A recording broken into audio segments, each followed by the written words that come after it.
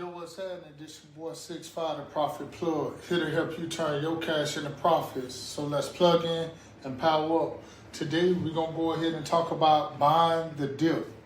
What is buying a dip? Buying a dip is anytime the stock price drops, you are buying the dip.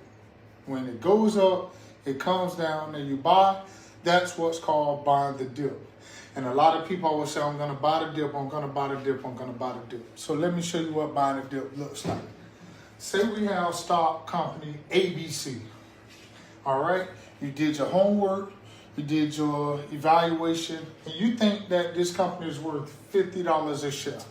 So you get in at $50. You buy, you watch the stock price go up to $100.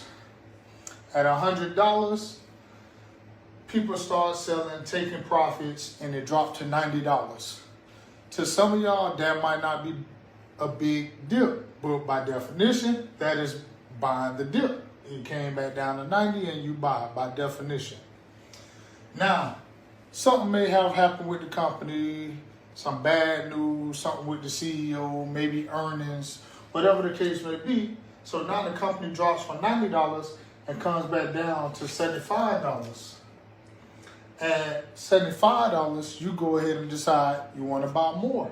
Now, essentially what you have done, your initial cost basis, your average cost was $50. You bought some at 90 and you bought more at 75. So now you basically raise your average cost to about $65, $70. From there, at 75, the stock might shoot back up to $120. At 120, it might retrace and pull back a little bit to $100. At $100, you might buy more. Why? Because it pulled back.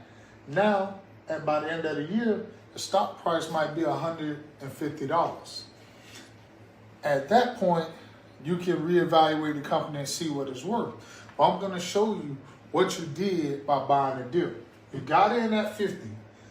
It finished at 150. That means for every share you own, you would have made $100 profit had you just left it alone at 50.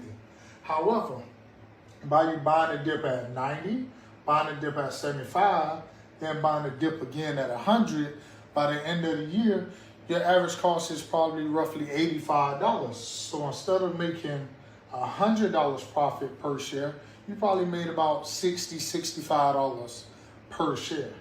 One thing about the stock market, as long as you invest in good companies and you do proper homework on these companies, it will always reward you for your patience.